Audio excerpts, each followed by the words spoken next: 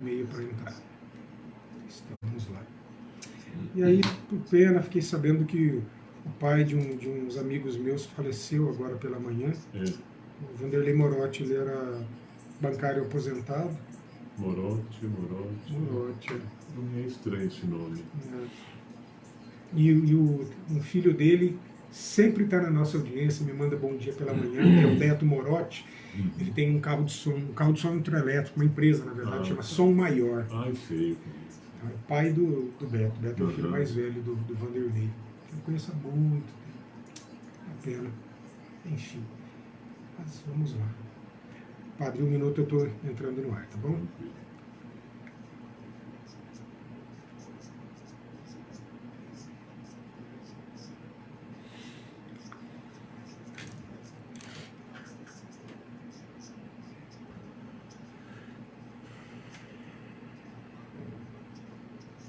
Equestre também. Conheça os nossos serviços e sejam associados. Cian, 80 anos. O agro tá aqui. O Liberal Regional. Um jornal para o anunciante que quer mais. Mais páginas, mais conteúdo, mais cidades, mais qualidade. Quer mais retorno? Faça como os principais anunciantes. Anuncie em O Liberal Regional e veja a diferença. Ligue 18 2103 5057. O Liberal Regional. Uma empresa do SRC. Você está ouvindo o Jornal da Manhã, Araçatuba. Olá, bom dia. Tudo bem com você? 8h10. Você está na Jovem Pan Araçatuba, 104.3, quinta-feira, dia 6 de abril, quinta-feira santa, Dia Internacional do Esporte para o Desenvolvimento e pela Paz e Dia Nacional de Mobilização pela Promoção da Saúde e Qualidade de Vida. Eu sou Marcelo Teixeira e a partir de agora sigo ao vivo com você até às 9h. Começa o Jornal da Manhã Araçatuba, um programa com notícias e entrevistas dos fatos mais relevantes da região. Você pode acompanhar pelo 104.3 do seu rádio, também pelo site lr1.com.br e pelo aplicativo LR1. Está lá na sua loja de apps, seja o seu celular Android ou iOS. Agora são 8h10. Vamos aos destaques de hoje. Ameaça de massacre em outra escola de Araçatuba preocupa pais de alunos. Vereador cobra término de quadra poliesportiva no bairro Verde Parque, em Araçatuba. Birigui teve saldo positivo de 635 empregos no primeiro bimestre do ano. Quinta-feira é dia da coluna Momento do Empreendedorismo com analistas e consultores do Sebrae. Bancos não abrem no feriado da Sexta-feira Santa e hoje muitas repartições públicas da região de Araçatuba também já estão no ponto facultativo. Delegacias de atendimento à mulher terão funcionamento ininterrupto. Você poderá fazer denúncias 24 horas por dia. E o meu entrevistado de hoje será o padre José Carlos Guabiraba. Ele vem falar da Páscoa e os seus significados. Se você quiser enviar comentários, saudações, perguntas, anote o WhatsApp da Jovem Pan Araçatuba, 18 98106 1043, 98106 1043. Pode fazer isso também pela minha página no Facebook, Jornalista Marcelo Teixeira. Já está lá uma live rolando neste momento. 8h12. Frase do dia. Somos o que repetidamente fazemos. Portanto, a excelência não é um feito, mas um hábito. Frase atribuída a Aristóteles, filósofo grego do século IV a.C. Somos o que repetidamente fazemos. Portanto, a excelência não é um feito, mas um hábito. 8h12. Previsão do tempo. De acordo com o site Climatempo, agora em Araçatuba está fazendo, deixa eu ver aqui, 20 graus. A temperatura na cidade deve variar entre estes 20 e os 31, sendo que o dia amanheceu ensolarado, com bem poucas nuvens, mas elas devem aumentar pela manhã e ocorrer pancadas de chuva à tarde e também à noite. Olha, o feriado, sábado e domingo, deve ser assim também, com possibilidade de chuva nos 3 dias e as temperaturas variando entre 18 e 27 graus. 8 horas 13 minutos. Vamos de notícia? Antes de começar as principais notícias do dia para Araçatuba e para a região, eu quero mandar um abraço muito carinhoso para a Maria, esposa do Vanderlei Morotti, bancário aposentado, que nos deixou na manhã de hoje. Vanderlei trabalhou no antigo Banespa, Santander, durante muito tempo, aposentou-se lá e deixa a Maria, viúva, os filhos Beto Morotti, que é nosso ouvinte assíduo, dono da empresa Som Maior, o Renato, a Luciana e a Ana Lúcia, e os enteados Luciano e André. A toda a família do Vanderlei Morotti, os meus sinceros sentimentos, tá bom? Força aí. É isso. Às 8h14, então, notícia. Caso de polícia, olha só. Ameaça de massacre em outra escola de Araçatuba preocupa pais de alunos. Uma nova mensagem, ou ameaça, levou a direção da instituição de ensino a procurar a polícia nesta semana. O fato foi confirmado pela Secretaria de Estado de Educação. A mensagem, ameaçando possível massacre, foi escrita também na parede do banheiro masculino. Em nota, a assessoria de imprensa da Secretaria de Educação informou que, assim que soube do fato, tomou providências imediatas para tranquilizar a comunidade escolar, garantindo a segurança dos alunos, professores e funcionários sem interrupção das aulas. Segundo a pasta, dirigentes de ensino, autoridades policiais atuam em todas as regiões do estado para conscientizar comunidades escolares e identificar qualquer tipo de ameaça. A secretaria afirma ainda que as escolas da rede estadual estão atentas aos comportamentos dos estudantes, atuando com escuta ativa e mediação, buscando solucionar os conflitos identificados. Diante aí do aumento da violência nas escolas estaduais, com ameaça de massacre inclusive, a presidente da Câmara Municipal de Araçatuba, a vereadora Cristina Munhoz, do União Brasil, encaminhou um ofício à Prefeitura de Araçatuba solicitando que sejam disponibilizados detectores de metais em escolas e creches. Tá bom? Ela deve estar se referindo às escolas municipais, né, porque acaba se estendendo essa preocupação para todas as unidades escolares. A vereadora afirma que, devido aos ataques em escolas e creches, que vitimaram crianças inocentes nos últimos dias aí pelo Brasil, deixando órfãs famílias inteiras, solicita que sejam disponibilizados nas escolas e creches detectores de metais e uma ostensiva ronda policial durante todo o período em que os alunos se encontram em aula. Diz a presidente da Câmara que o objetivo é que todos os alunos e profissionais de educação, assim como demais pessoas que adentram as escolas, passem pelo detector de metais para evitar que alguém entre com arma ou objeto que possa vir ser utilizado em atos de violência. Para a próxima segunda-feira, dia 10, durante a sessão na Câmara, está previsto um protesto de pais e alunos pedindo mais segurança nas escolas estaduais de Araçatuba. Vale lembrar aí, né, que na manhã de ontem, uma creche particular em Blumenau, Santa Catarina, foi alvo de um ataque que resultou na morte de 4 crianças e deixou uma ainda em estado grave. Segundo a Polícia Militar, um homem de 25 anos invadiu a creche chamada Cantinho Bom Pastor. O agressor, que posteriormente se entregou no batalhão da PM, atacou um grupo de crianças com idades entre 4 e 7 anos. O criminoso chegou ao local em uma motocicleta e invadiu a creche com uma machadinha. As autoridades estão investigando o caso e buscam identificar se há mais pessoas envolvidas neste ato brutal.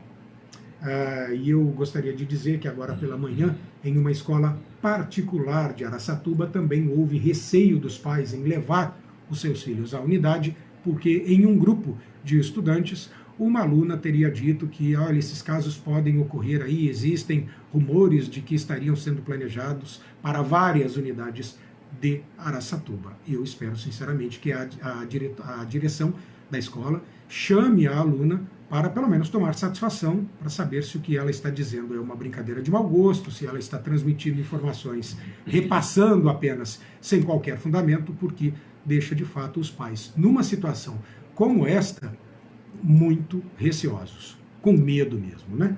8h18. Política local. A construção de uma quadra poliesportiva no bairro Verde Parque, em Araçatuba, foi tema de requerimento de informações aprovado nesta semana pelos vereadores. O pedido, de autoria de Luiz Boato, do MDB, quer saber a justificativa pela qual a quadra, cujas obras começaram em 2017, ainda não foi inaugurada.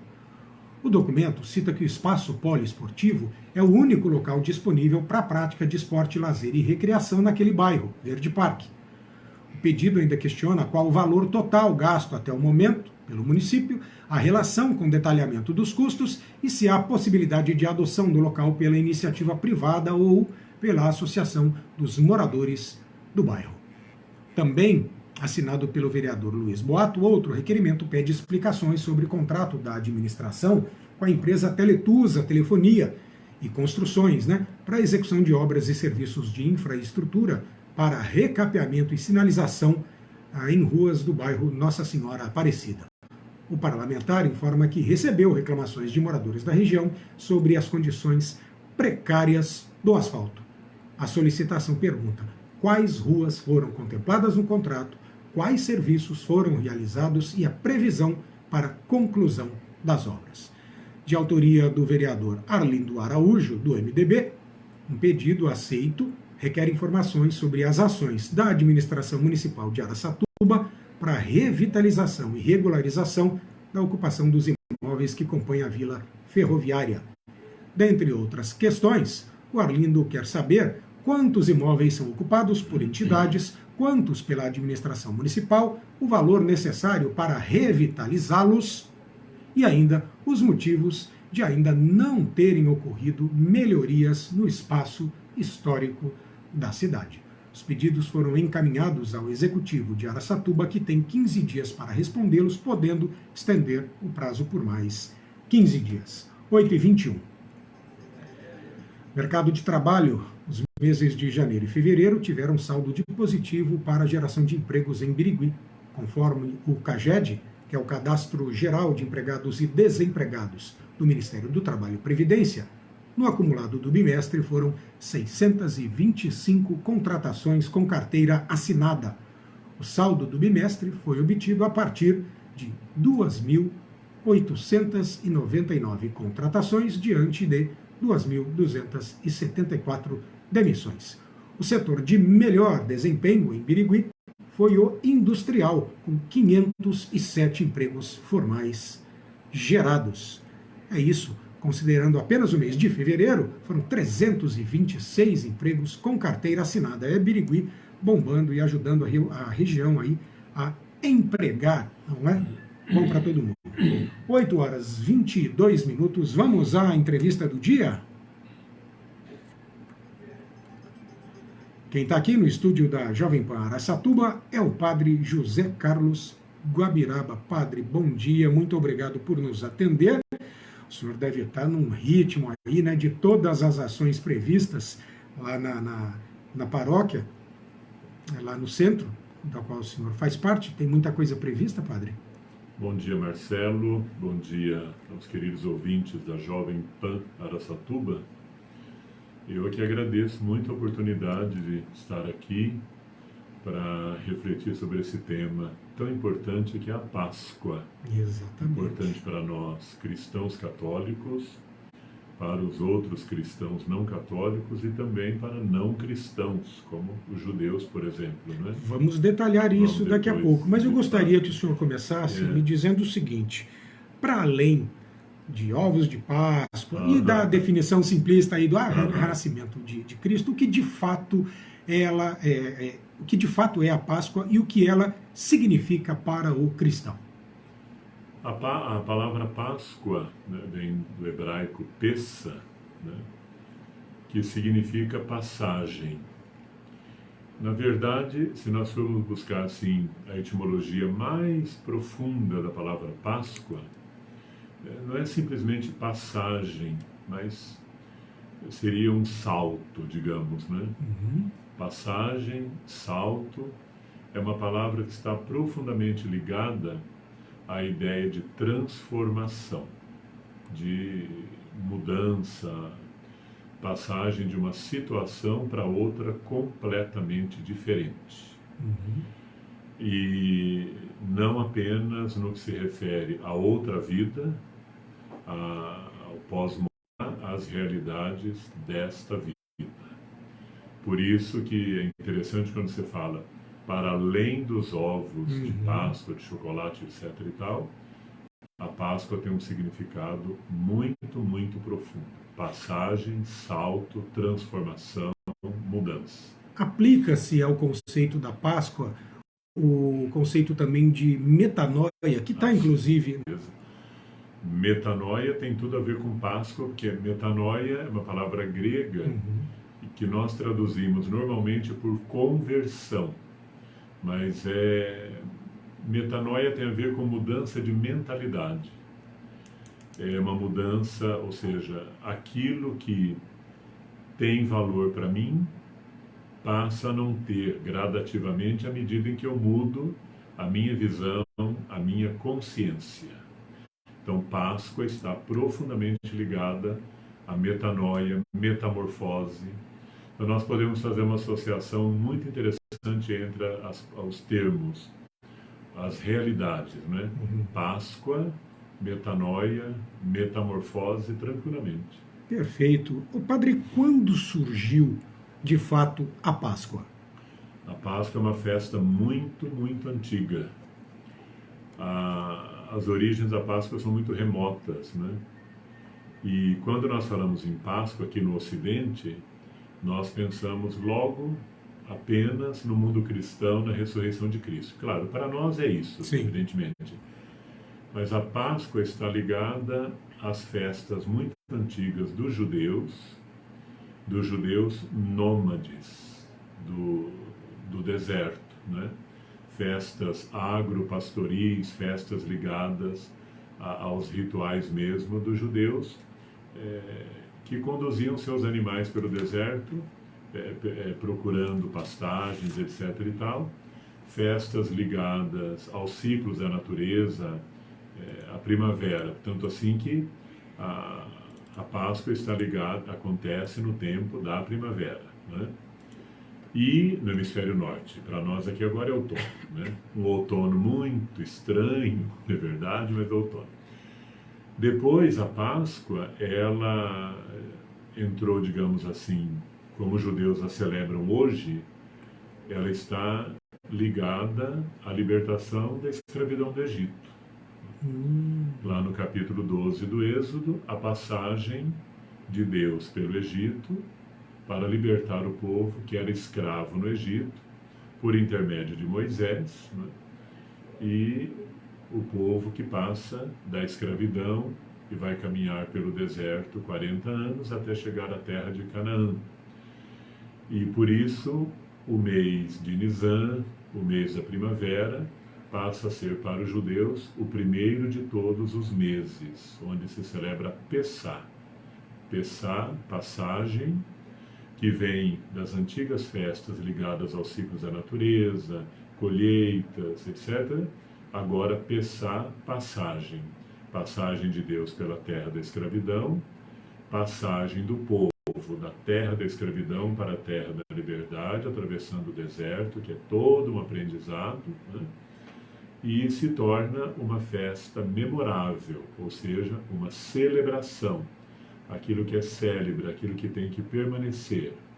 Por isso, Nisan, o primeiro de todos os meses, o mês da primavera, o mês da Páscoa judaica. Por falar em mês, né, por falar em calendário, como é que a gente determina Carnaval, Páscoa, o período da Quaresma? Como é que é feito esse cálculo? Porque ninguém sabe, né? Ano que vem, quando cai, quando não cai. Então, exatamente, Cristo morreu, pelo que nós calculamos pelos evangelhos, entre 14 e 15 de Nisan, que é o mês da primavera no hemisfério norte, e o Cristo morre no contexto da Páscoa judaica, que é o mês da primavera na terra de Jesus, no hemisfério norte, né, no Oriente. Cristo morre nesse período e Cristo celebra a sua Páscoa, também dentro do contexto da Páscoa judaica, sendo ele judeu. Né. Houve uma controvérsia muito interessante entre Oriente e Ocidente para a celebração, para a data da Páscoa. Não foi uma coisa tão simples. Né. Por isso que até hoje, a data da Páscoa para nós, cristãos latinos, ou seja, os cristãos ligados a Roma, é uma, e para os cristãos do Oriente é outra. Por exemplo, este ano, nós cristãos latinos vamos celebrar a Páscoa dia 9 de abril. Os cristãos orientais, ortodoxos, e os outros católicos não latinos, os católicos do Oriente, vão celebrar no dia 16 de abril, uma semana depois. Tem ano que coincide, mas este ano, por exemplo, não vai coincidir. É sempre marcada, nós cristãos latinos, marcamos a Páscoa sempre assim, na primeira lua cheia, depois do equinócio da primavera, no hemisfério norte. Então, sempre assim, um domingo que seja próximo, por isso que a Páscoa para nós não é uma data fixa, é sempre uma data móvel. Isso. E ocorre sempre entre 24 de março e 24 de abril. Ela ocorre sempre nesse período aqui. Ela nunca ocorre antes de 24 de março, nem depois de 24 de abril. É sempre nesse período. Porque sempre se calcula num domingo próximo à primeira lua cheia depois do equinócio da primavera no hemisfério norte. Equinócio quer dizer a lua cheia, quando o dia e a noite se tornam uma coisa só. Equinócio. O dia e a noite ficam como se fosse uma coisa só, porque a lua está cheia e clareia tudo. Né? Então, calcula-se a partir daí. Por isso que é uma festa móvel. Agora, no Oriente, eles têm uma data fixa. Eles celebram no 14 de Nisan. Então, eles calculam sempre o 14 de Nisan é aqui, então eles celebram no 14 de Nisan. Nós não. Nós calculamos sempre próximo à primeira lua cheia depois do que nós... Então calcula-se primeiro a data da Páscoa para depois retroagir ao Carnaval. Exatamente. Porque, de modo geral, as pessoas pensam no senso comum que marca-se primeiro o Carnaval. Exatamente, porque vem antes, né? É o contrário. Primeiro se calcula a data da Páscoa para depois calcular o resto. Quarta-feira de cinzas, Carnaval, etc. e tal. É assim que se marca. Para nós do Ocidente, os católicos latinos, ou seja, os ligados a Roma. Os do Oriente, os ortodoxos. E os católicos orientais, existem mais de 20 igrejas orientais, ligadas ao Papa, porém com independência litúrgica e de calendário. E os ortodoxos, que são independentes, são separados de Roma. E eles calculam sempre no 14 de Nisan, por isso que cai em data diferente. Tem ano que coincide, mas geralmente não. Dadas as explicações históricas sobre a Páscoa, padre, são 8 horas e 32 minutos, a gente vai para um rápido intervalo. No segundo bloco, o senhor continua aqui, porque a gente tem muita coisa para falar sobre esta data, os símbolos e a programação, inclusive, tá certo? Ok, tá bom, já quero mandar o meu abraço aqui, ó, para quem está nos acompanhando pelo Facebook, o Cláudio Henrique. Claudinho, um abraço, meu colega jornalista, e também a Sueli Regina, fazendo comentários desde a primeira notícia dada no Jornal da Manhã Araçatuba. Aguarde um instante, só o break, tem só 2 minutinhos e a gente já retorna.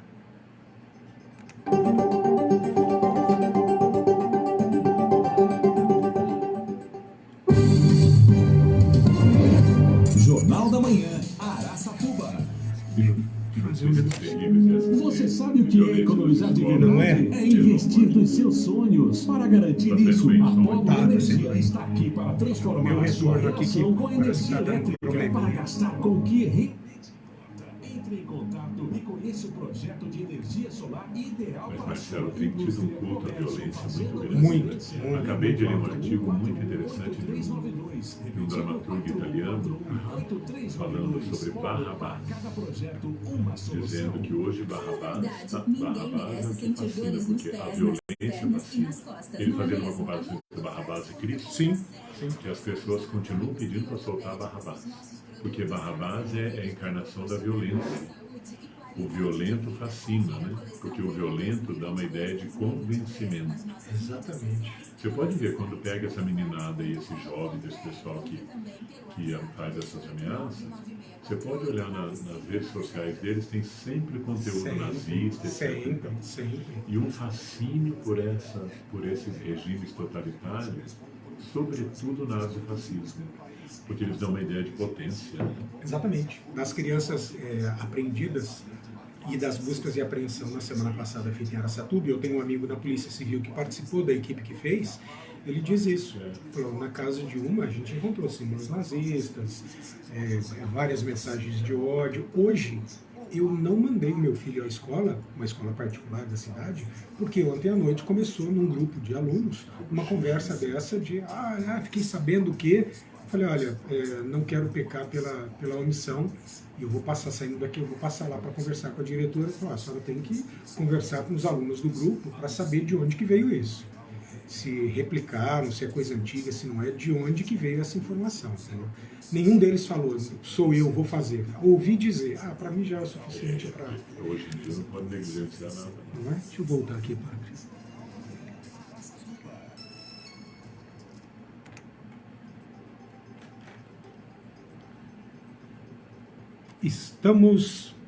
Estamos de volta. Eu estou sem meu retorno aqui. Deixa eu ver. 3, 2, 1. Padre, fala um pouquinho aí no microfone. Deixa eu ver se eu ouço. Teste. 1, 2. Teste. Som. Páscoa. Semana Santa. Pois é. Testando. Retorno. Deixa eu ver aqui. Foi, não?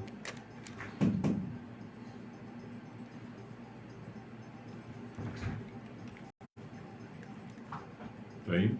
Não?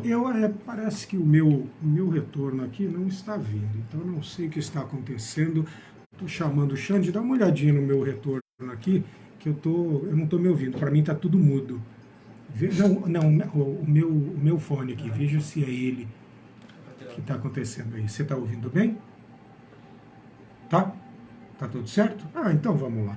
São coisas que acontecem ao vivo, não é verdade? 8h36, estamos de volta. Este é o Jornal da Manhã Araçatuba e eu, Marcelo Teixeira. Lembrando que você pode acompanhar pelo 104.3 do seu rádio e também pelo site lr1.com.br e pelo aplicativo LR1.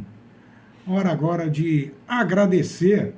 Eu vou dar muito obrigado àqueles que sempre estão na nossa audiência, que eventualmente interagem, mas quero também cumprimentar gente que hoje está nos ouvindo, mesmo que não tenha esse hábito constante, porque o dia merece. Padre, vou querer uma ajuda do senhor. Eu quero dar o meu muito obrigado para o bispo Dom Sérgio Krichov, como fala o sobrenome dele? Kishev. Pois bem, bispo, muito bom dia para o senhor, assim como padre Charles Borg, o padre Rodney, padre Orivaldo, para Lia Margazola, Léo Messias, para o jornalista Cláudio Ferreira, o Cláudio Henrique Ferreira, para a Drica Marini também, Cid Matos Scarpim e meu amigo jornalista Nelson Ricardo Costa Silveira, morando em Araraquara ultimamente, mas que aos finais de semana aparece aqui em Araçatuba. Gente boa demais, não é? Estes são. É isso. E aqui vai novamente meu abraço para Maria, Beto, Renato, Luciana, Ana Lúcia, o Luciano e o André também, que ficaram órfãos aí de Vanderlei Morotti, que nos deixou hoje pela manhã. Um abraço a todos vocês, tá bom? 8 horas 37 minutos, coluna semanal. É hora de acompanhar o momento do empreendedorismo. Quem fala hoje com a gente é a agente local de inovação, produtividade do Sebrae, a Elaine Borges. Ela aborda o tema clima organizacional. Sabe-se lá o que é isso? Pois bem, preste atenção.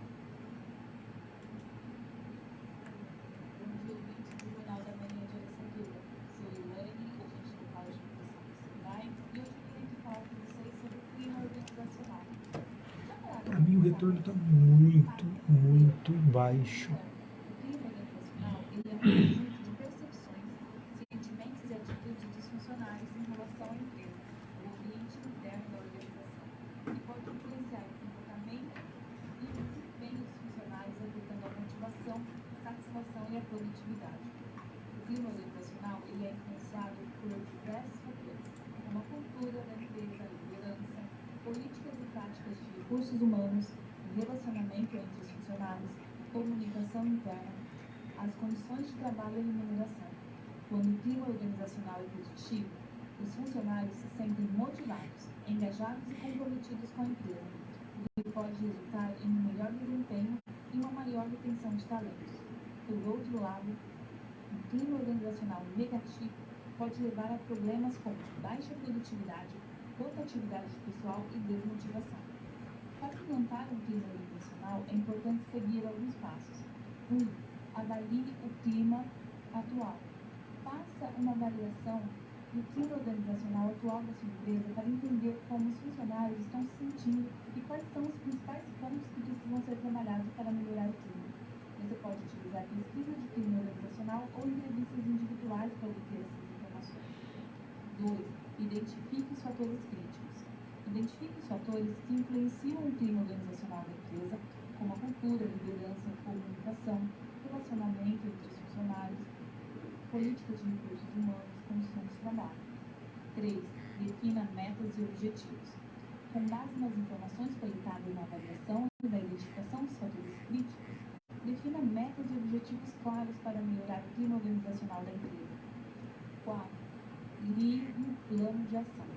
Desenvolva um plano de ação para atingir as metas e objetivos definidos, incluindo ações específicas para cada um dos fatores críticos identificados.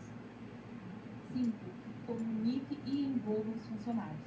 Comunique o plano de ação aos seus funcionários e envolva-os no processo de melhoria do clima organizacional, permitindo que eles participem das decisões e contribuam com ideias e sugestões. 6. Monitore e avalie os resultados.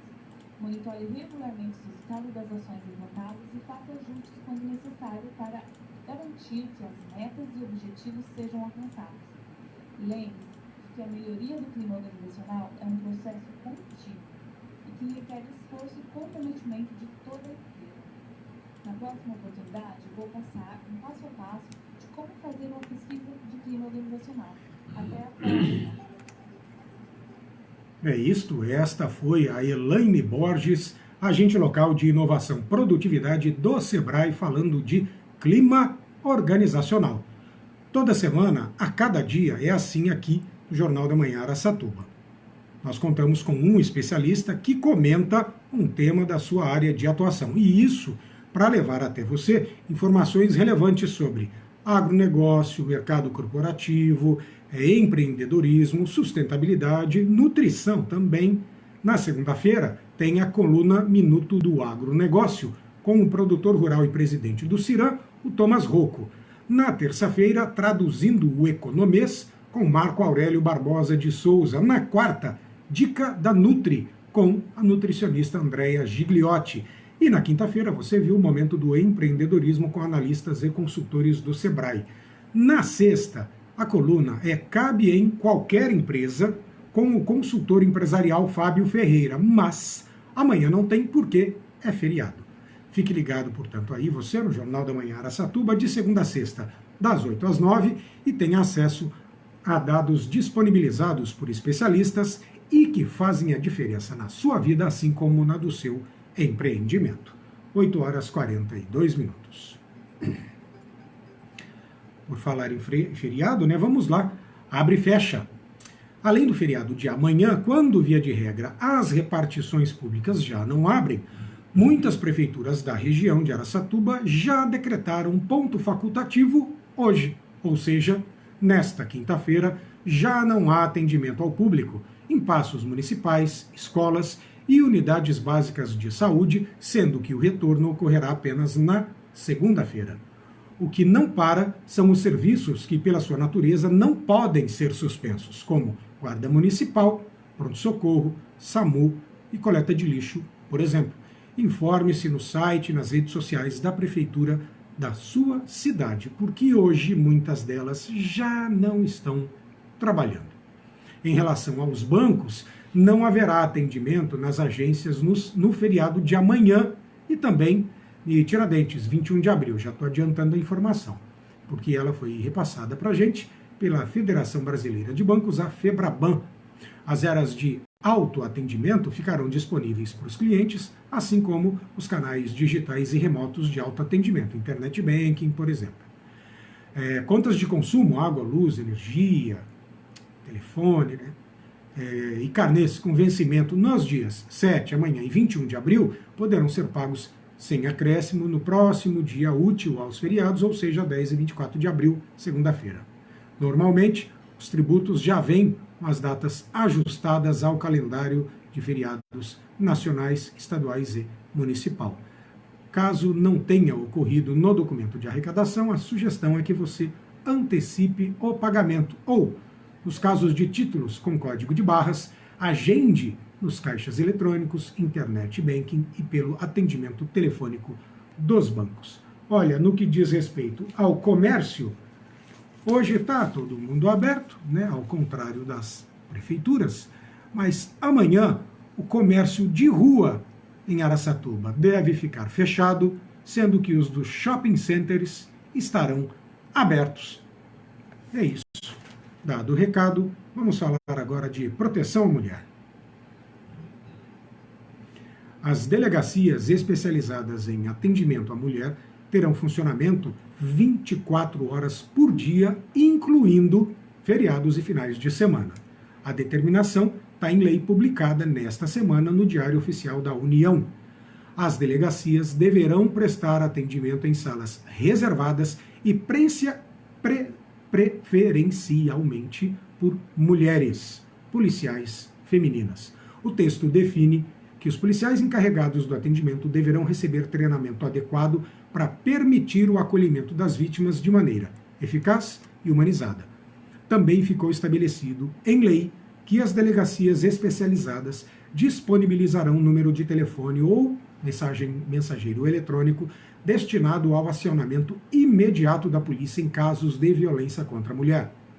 Nos municípios onde não houver delegacias especializadas, a delegacia já existente deverá priorizar o atendimento à mulher vítima de violência por agente feminina especializada. Os recursos do Fundo Nacional de Segurança Pública destinados aos estados poderão ser utilizados para a criação das delegacias especializadas em atendimento à mulher. O texto estabelece ainda que os órgãos do Sistema Único de Assistência Social, SUAS, e os juizados de violência doméstica e familiar contra a mulher ou varas criminais competentes prestarão assistência psicológica e jurídica à mulher vítima de violência. Essa ação ocorrerá por meio da Defensoria Pública. É isso. Em época de violência cada vez maior, pelo menos esta é a sensação que eu tenho, há de se ter um cuidado especial com vítimas de violência, mais especificamente a mulher, que tanto é vítima de violência doméstica e familiar, e pouca gente fica sabendo. 8 horas 47 minutos. Vamos à segunda e última parte da entrevista de hoje?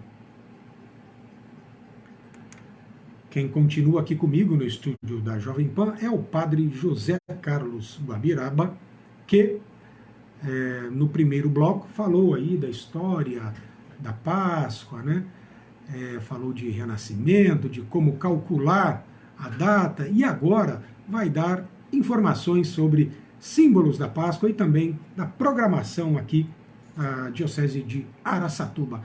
Padre, vamos lá, quais são os símbolos mais tradicionais da Páscoa? Então, popularmente, acho que pegou essa imagem, essa ideia do ovo de Páscoa, né? O coelho, etc. e tal.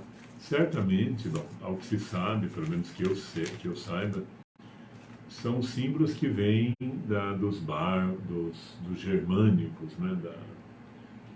A igreja teve uma missão muito importante na Europa, com relação, por exemplo, aos bárbaros, né? A cristianização de povos na Europa, e também acolheu símbolos, né? E, ao que parece, entre esses símbolos, por exemplo, entrou para a nossa tradição o símbolo do ovo de Páscoa. E o ovo e o coelho são símbolos de fertilidade. Então, profundamente associados à Páscoa, que traz essa mensagem da vida que renasce e da vida que é sempre muito forte, que não pode ser detida. A Páscoa está intimamente ligada a esta realidade. Eu gosto de falar sempre que não são ideias nem conceitos apenas, mas realidade da vida que não pode ser nunca detida, porque a vida é sempre mais forte do que a morte. Então, do ovo sai sempre uma vida nova. E o coelho é, por excelência, um símbolo de fertilidade, de fecundidade, né? Que se reproduz muito rapidamente, em grande quantidade. Então são símbolos muito bonitos, mas é claro que a Páscoa para nós não se reduz a isso, não se resume nisso. A Páscoa para nós é o Cristo vencedor do pecado e da morte. Você agora há pouco dava essas notícias tão tristes de violência nas escolas. Claro que a violência, infelizmente, está em muitas situações. Violência sistêmica, né? Sistêmica, mas falando especificamente nas escolas, envolvendo jovens, né? E que deixa apreensiva muita gente. A Páscoa é um tempo de nós olharmos para tudo isso com esperança, com reflexão, porque Páscoa é vida que vence a morte e vence essa situação de medo. E nós temos que olhar para tudo isso sempre motivados por uma vida muito forte. Padre, Colomba Pascal. Me parece que não é algo que chame tanto a atenção das pessoas como, por exemplo, o panetone no final do ano. Mas a colomba, ela é um símbolo também? Colomba é pomba, né? Para nós, na igreja, a pomba é o símbolo do Espírito Santo. Inclusive no Evangelho se fala-se abertamente, explicitamente do Espírito Santo como pomba. Agora, que eu saiba, a pomba associada à Páscoa eu vejo no comércio, porque na igreja, liturgicamente, vamos falar da liturgia. Na liturgia, o símbolo da Páscoa, por excelência, eu costumo dizer para o povo na igreja, o símbolo mais eloquente da Páscoa é o círio pascal, é uma vela muito grande, aquela vela enorme que nós vamos acender no sábado à noite, porque a liturgia do sábado à noite ela é muito expressiva, é uma vigília que nós fazemos, mais extensa um pouco do que as outras celebrações. Ela começa fora da igreja com o acendimento de uma pequena fogueira, é o fogo novo, do qual se tira o fogo para acender esse círio, essa vela. Nesse círio nós temos as letras gregas alfa e ômega, que significam princípio e fim, lembrando o livro do Apocalipse, que Cristo é o princípio e o fim da história de todas as coisas, o ano em curso, 2023, e 5 cravos, lembrando os pregos à cruz de Cristo, as chagas de Cristo, né, as feridas de Cristo na cruz. E geralmente uma cruz bem no centro. Por quê? Para lembrar que o Cristo ressuscitado, o Cristo vivo, é o mesmo que foi ferido na cruz.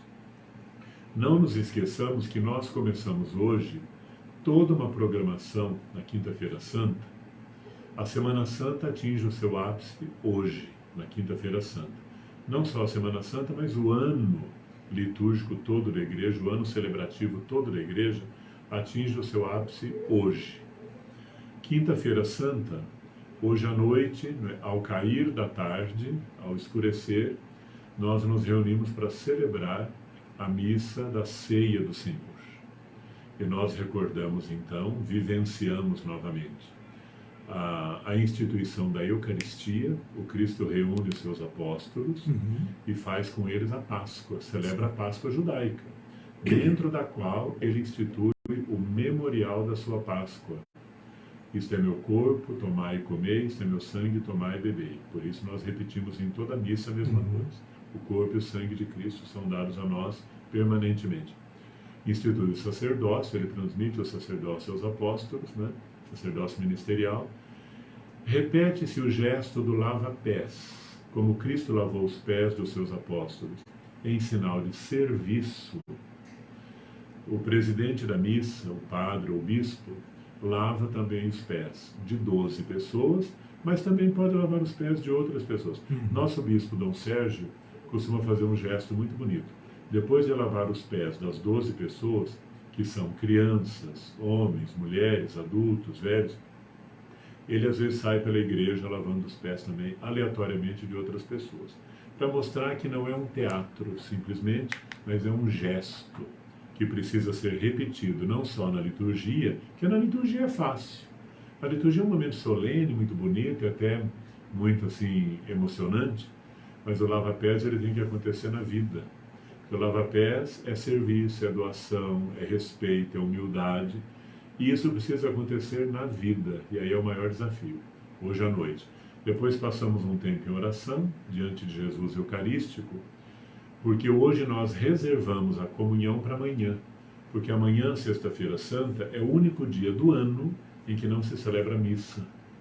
Amanhã é um dia em que a igreja faz um grande silêncio, um grande recolhimento, justamente contemplando o Cristo morto na cruz. E para meditar profundamente a sua paixão.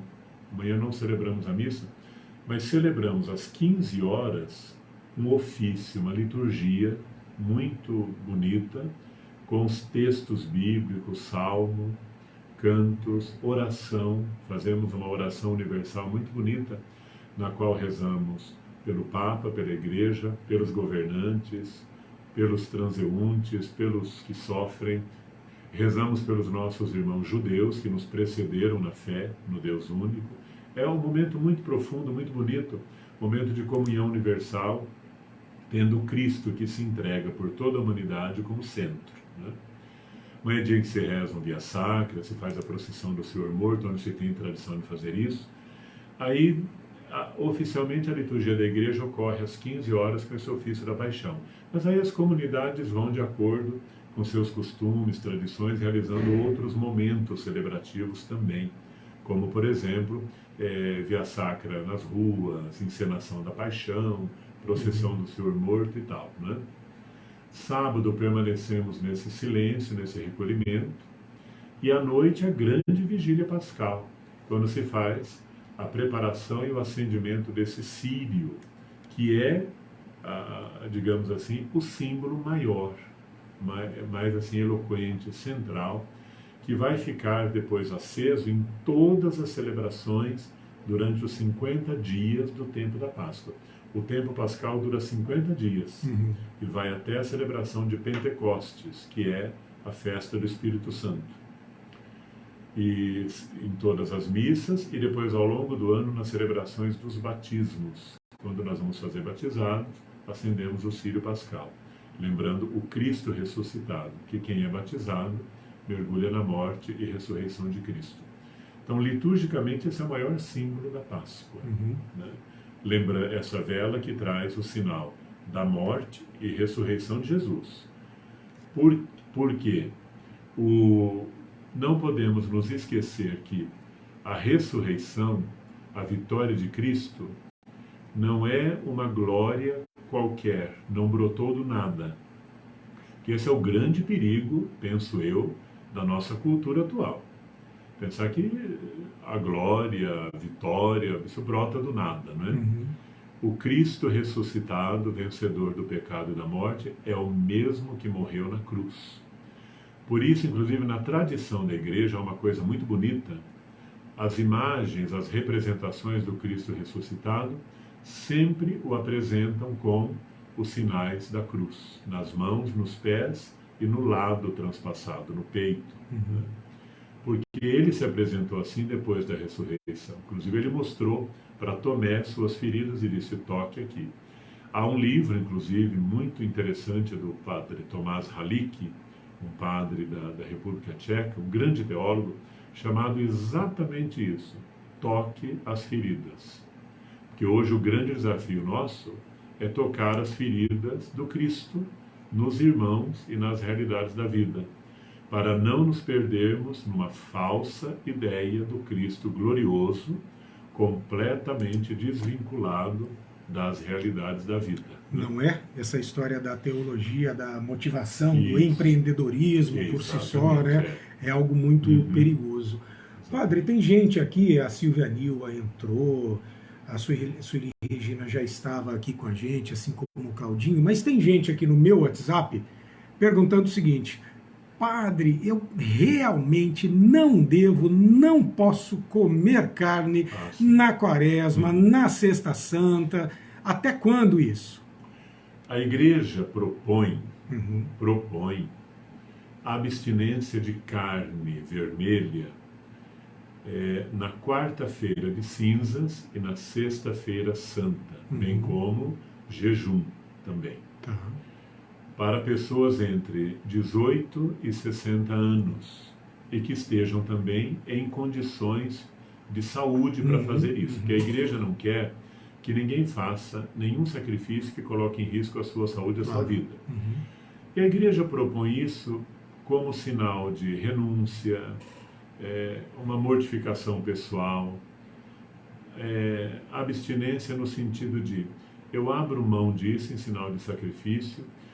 O jejum, por exemplo, de comida, mas há também outras formas de fazer jejum.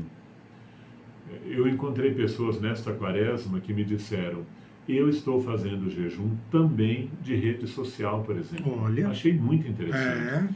Pessoas que me disseram: eu estou fazendo jejum de certos pensamentos. Muito bem.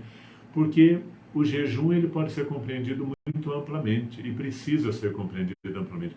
Porque às vezes eu faço uma mortificação corporal apenas exterior, mas que não mexe com o meu coração.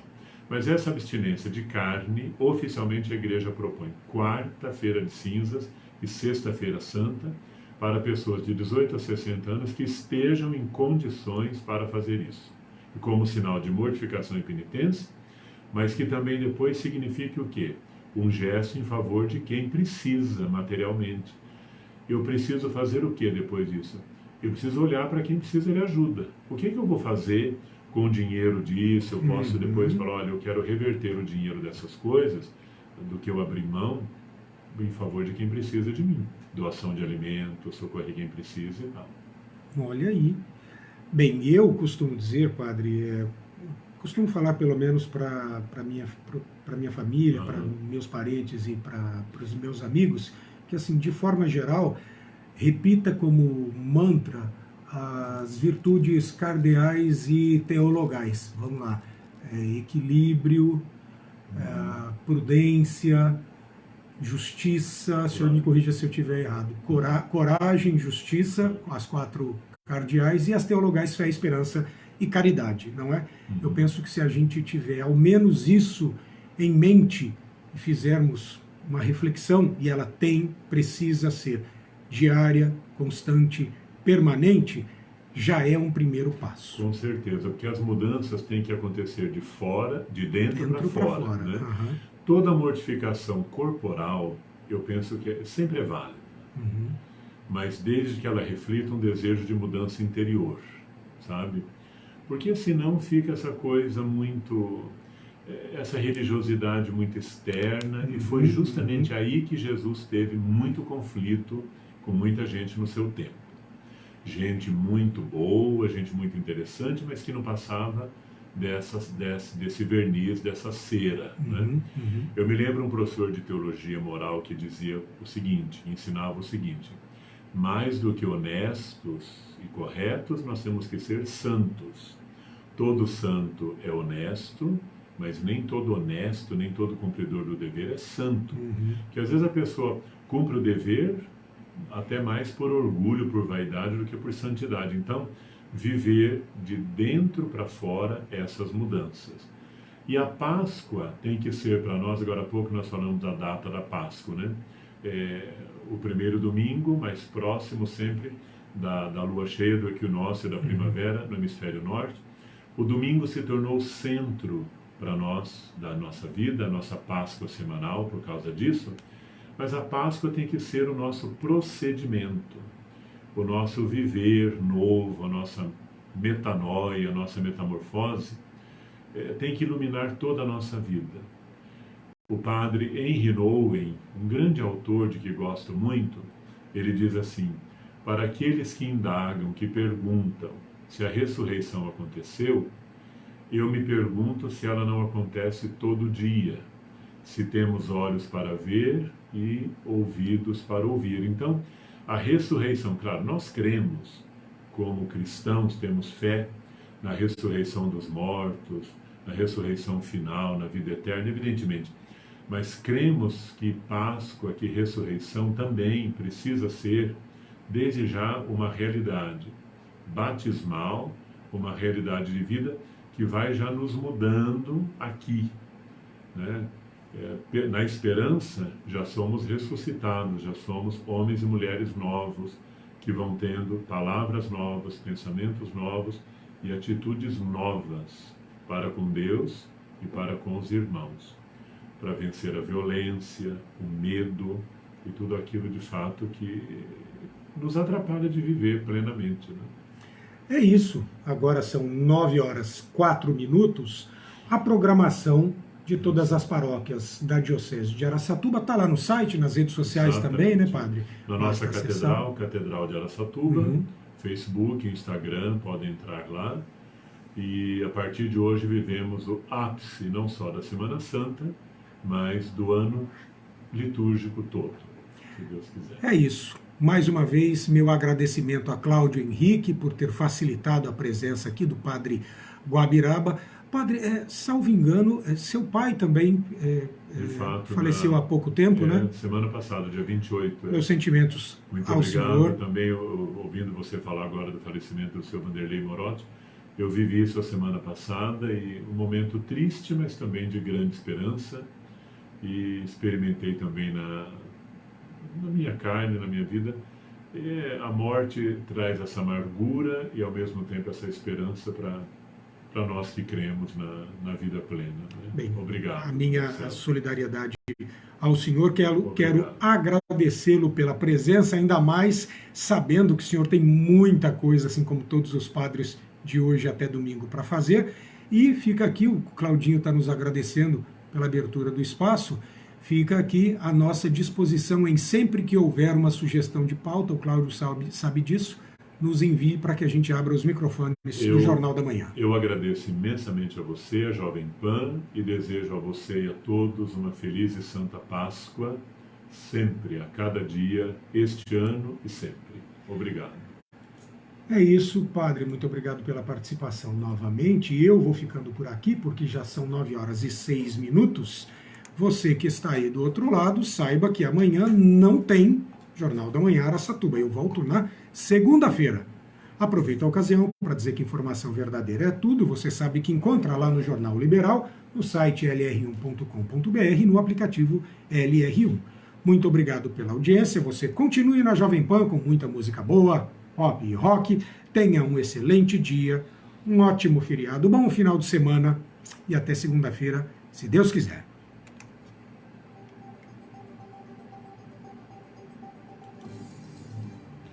Muito bem. Padre, muito bem.